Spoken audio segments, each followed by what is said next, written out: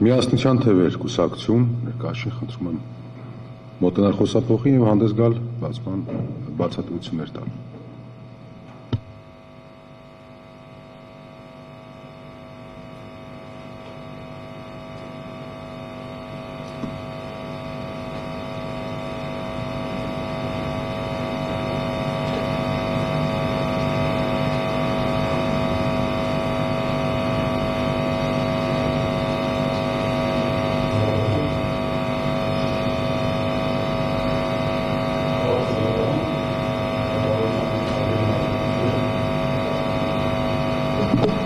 Հարգելի հայրենակիցներ, նիստի ընթացքում ես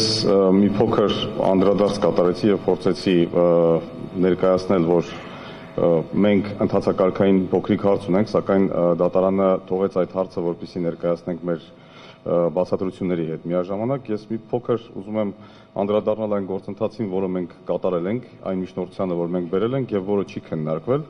Եվ դատարանը, եթե անհրաժեշտ համարի, այդ հարցը քննարկման առարկա կդարձնի հետագայում, սա այսպես որպես փոքրիկ նախաբան, մենք միջնորդություն էինք ներկայացրել, որպեսզի երրորդ անձ ներգրավեն այն բոլոր կուսակցությունները, որոնք մասնակցել են ընտրություններին, սակայն դատարանը այդ հարցը չի քննարկել, քանի որ մենք նմանատիպ միջնորդություն գտնելով, որ մենք նմանատիպ միջնորդություն ներկայացնելու հնարավորություն չունենք, այդուհանդերձ ես դատարանի ուշադրությունն եմ ևս մեկ անգամ հրավիրում այդ հանգամանքի վրա, որ կան կուսակցություններ, որոնք սույն գործով չեն մասնակցել են ընտրություններին, սակայն այս դատավարությունում երրորդ անձի կարգավիճակում ներկայացված չեն, իրենք իհարկե նմանատիպ միջնորդություններով հանդես չեն եկել, սակայն եթե դատարանը գործի քննության ընթացքում, ինչպես օրենքն է ասում, գտնի նպատակահարմար նրանց ներգրավել, ամենայն դեպս մեր կարծիքով նրանց իրավունքները եւ շահերը նույնպես շոշափվում են սույն դատավարության ընթացքում, սա մեր մոտեցումն է, որ ցանկալի էր մյուս կուսակցությունների ներկայացուցիչները եւ մյուս կուսակցությունները նույնպես ներգրավեին երրորդ անձի կարգավիճակում։ Սա անդրադարձ այդ միջնորդությանը։ Իսկ հիմա ըստ էության ինչ վերաբերում է մեր դիմումին։ Այո, բարձր դատարան Հայաստանի Հանրապետությունում իշխանության աղբյուրը ժողովուրդն է եւ ժողովուրդն իր իշխանությունն իրականացնում է Հայաստանի Հանրապետությունում ընտրությունների միջոցով։ Ինչպես սահմանադրությունն է սահմանում, այդ ընտրությունները իրականացվում են, պետք է իրականացվեն ընդհանուր, հավասար, ազատ եւ ուղղակի ընտրական իրավունքի միջոցով գաղտնի քվեարկությամբ։ Ինչպես մենք կներկայացնենք մեր դիմումում եւ ցույց կտանք, կներկայացնենք, թե ինչպիսին է եղել ընտրական գործընթացն ընդհանրապես եւ դատարանին տրամադրենք համապատասխան ապացույցներ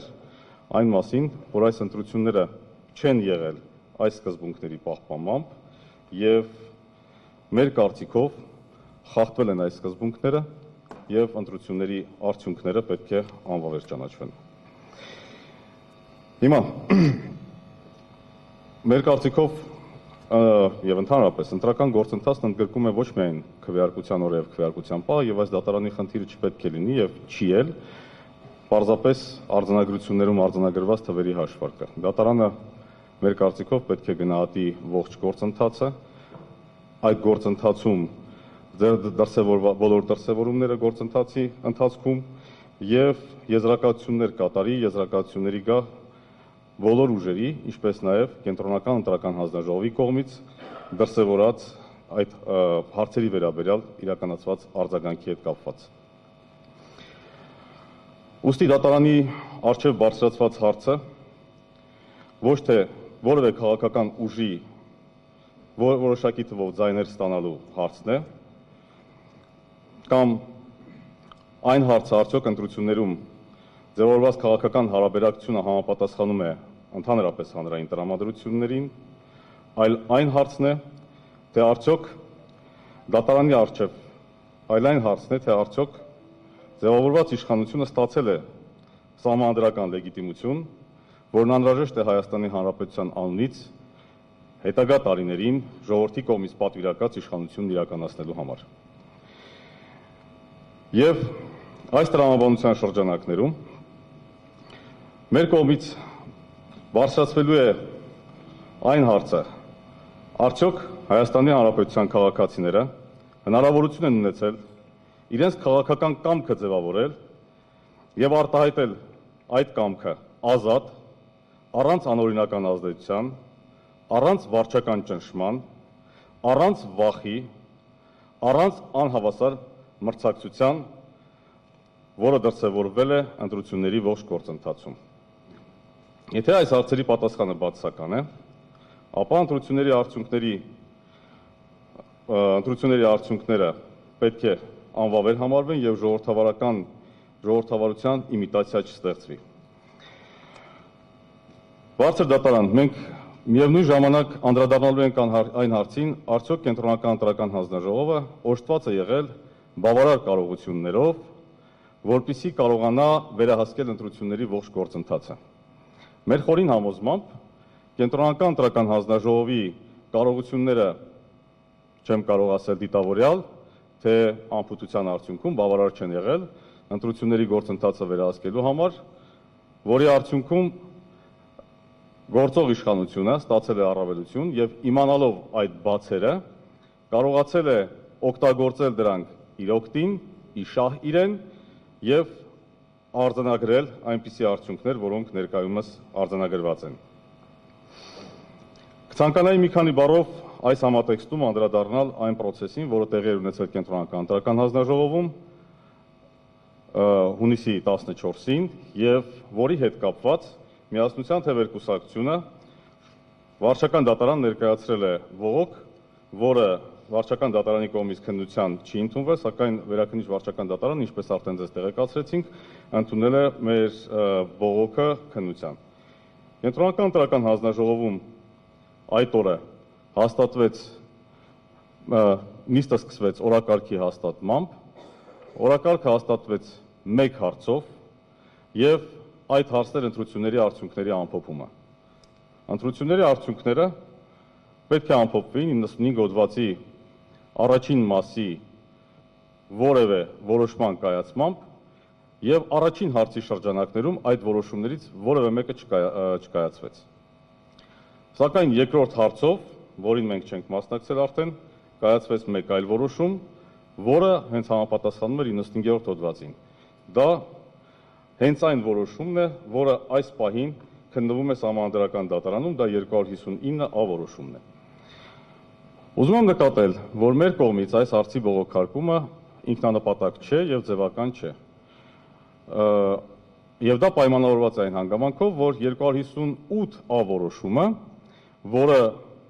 մեր կողմից վիճարկվել է վարչական դատարանում, այդ որոշման շրջանակներում են հենց քննարկվել